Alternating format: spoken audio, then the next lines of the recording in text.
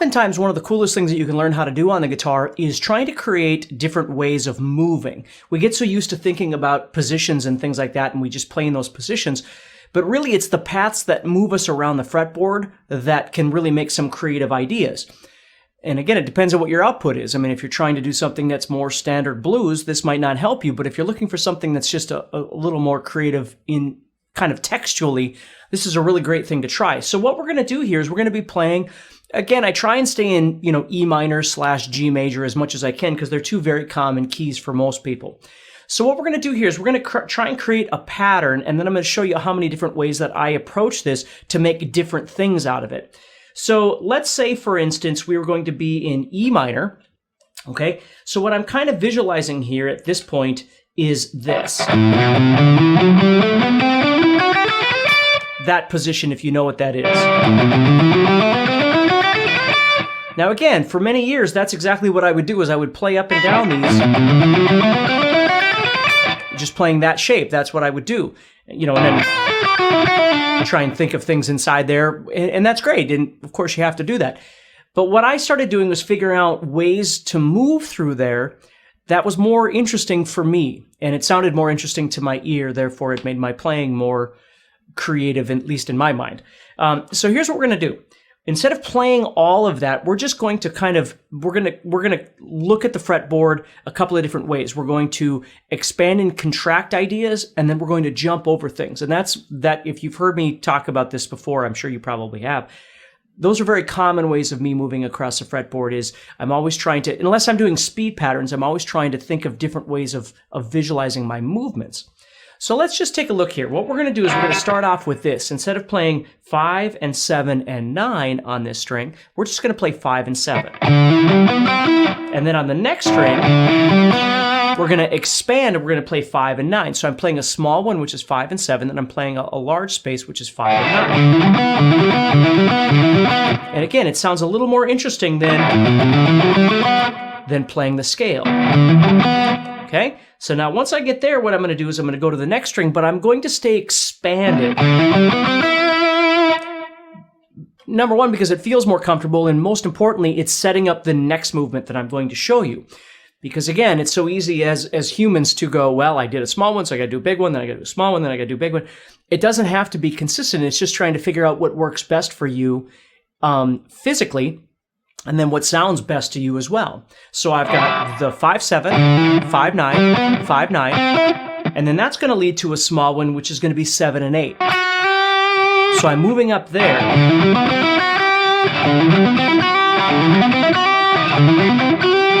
And again, if I was playing over E or G, either way, it's going to sound just fine. Now, I'm not done. Now, when I get to the next string, I'm going to play 7 to 10. And then I'm heading up here to the 12. Now, I could do a million things from here, but that's the basic idea. Now, I'm just going to bring it back around. I'm going to do a pull-off from 12 to 8, 12 to 8. And I'll stop here on this note, which is the F sharp. Again, just as somewhere to go. If you were playing in G, you might want to direct it toward something to do with the G chord. If you're in E minor, you might want to direct it to something to the E minor. I'm just trying to give you a stoppage point. So I've got...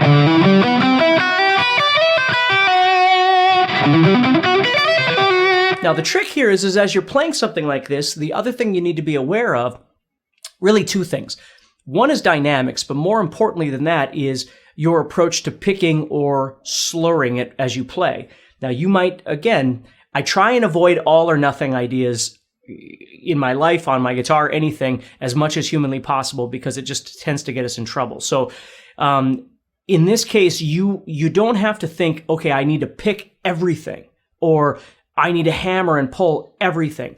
You just need to find what feels most comfortable to you as you're playing. So for me, I use a lot of legato. I use a lot of hammer-ons, a lot of pull-offs, things like that. I've always liked the sound of it. And sometimes I pick more and sometimes I pick less. So the way I'm doing this right now is I'm doing a hammer-on and a hammer-on and a hammer-on. And I'm also dynamically, I'm adding a little bit of palm muting at the beginning of this as well.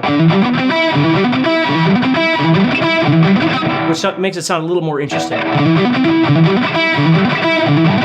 Okay, now when I get to the top of that, I come off of the palm mute because I'm too high up on the fretboard at this point, so I'm not using any palm muting, but I'm still using legato playing. Now again, sometimes you'll see that I'll pick some of these. If I slow it down a little bit, I tend to pick a few more of those. But for me, it's just whatever naturally comes out as I'm playing, and I don't necessarily do it the same way 700 times in a row. It's the concept is there, but the way I approach picking it is just whatever happens at that point in time, really. So just kind of be aware of those in your playing as well. Now when I get there, I'm sliding up, pulling off, and then coming back around. So that would be one idea. Okay, now another thing that we could do that's kind of cool is I'm going to take the same idea, but this time what I'm going to do is I'm going to start on the 7th fret. Okay, actually before I show you that one, no, that's fine. We'll start on the 7. This is fine. So I'm shrinking that. Instead of playing 5 to 7, I'm just going to go to that 7. I'm going to play. So if you know anything about arpeggios, I'm playing the root, the 3rd, and the 5th of an E minor. Although that would still fit over a G if I chose to do that. So instead of playing the E, G, and B, though, what I'm going to do is take that last note, the pinky note there, which is the 9th fret of the 4th string, the B. I'm not going to play that. I'm going to go to the 3rd string right here, which is E.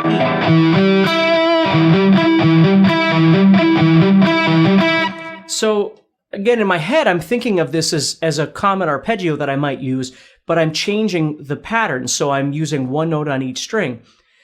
And again, I'm thinking of it as sort of an expansion and contraction idea, okay? But more so using my fingers, if that makes sense. So I'm just taking that first idea and trying to find something else to do with it. Now, when I get here, I'm going to end it the same way, okay? So I'm still doing that same thing. Now, the question is how to pick this. Now, logically, you'd probably want to go down, down, down, and then down. I find myself, though, oftentimes playing down, down, up, and then down. Now, that probably doesn't make any logical sense, but that's what I do. So again, you have to figure out what's going to work best for you because you're coming to a new string each time. You know, you don't have to pick them, but you have to find a way of getting that string to vibrate. You know, you can certainly just hit it with your finger too, but you know, part of this is not just throwing it into maximum overdrive, trying to play it as fast as you possibly can, but it's figuring out the nuances of your approach to, well, how am I going to pick it and what I'm going to do when I get here, that sort of thing is what you want to be thinking about. And remember, this thing doesn't necessarily have to be da da da da da da da da. It might be more of a rolling thing where it speeds up and slows down. You know, it just depends on what you want to do with it. However you choose to play it. So that's the second one we're going to do.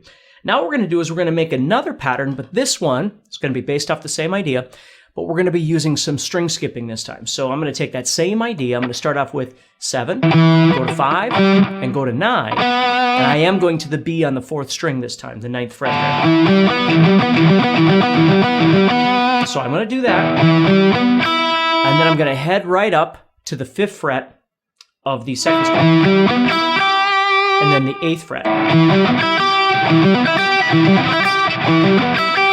So now you'll notice I'm moving down. I'm on the 5th fret here instead of playing this one like we did the last time. I'm just repositioning that E and playing it over here. So when I go,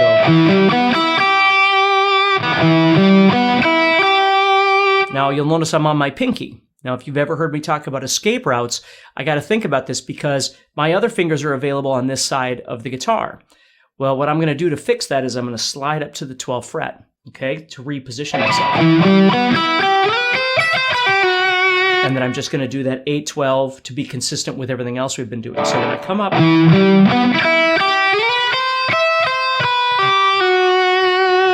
I'll just end it the same way, just again for consistency.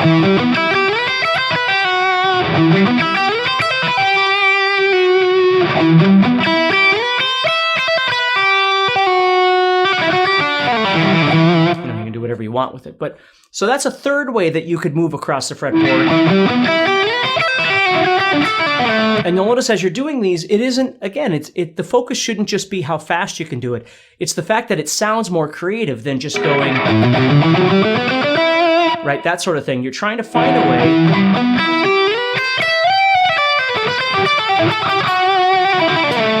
to move that just sounds a little more interesting to your ear. It's more creative. It's more inspiring for you to play. That's what I want you to be thinking about. Okay, now the next one I'm going to show you here uses all sorts of different things, still based off the basic idea. But what we're going to do is we're going to back up to the 6th string. We're going to play 5 and 8. Then we're going to continue on to that arpeggio that we just did.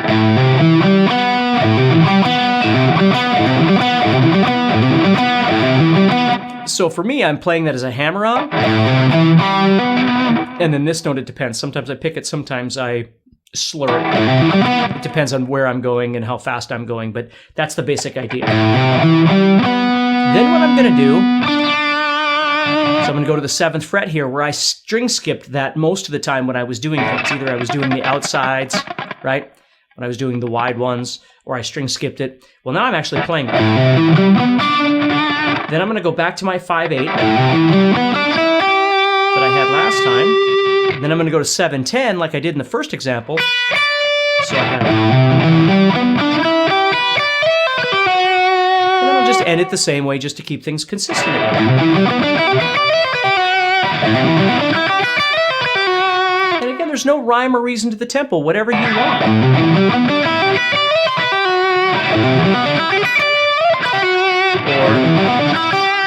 Or, maybe you stop somewhere in between.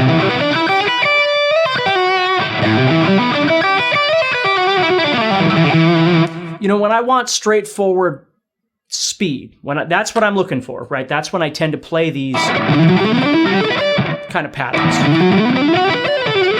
where I'm using that scale thing I talked about in the beginning. When I'm not looking for that kind of speed, that's when I try and break out of the monotony of just playing those scales, and I try and find more interesting ways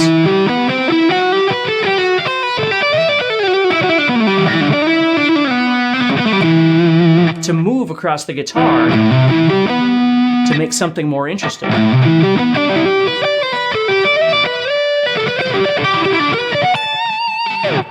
And that's what I want you to be thinking about a little bit. So there's a few different little ideas for patterns that you could explore and see if you can implement into your playing.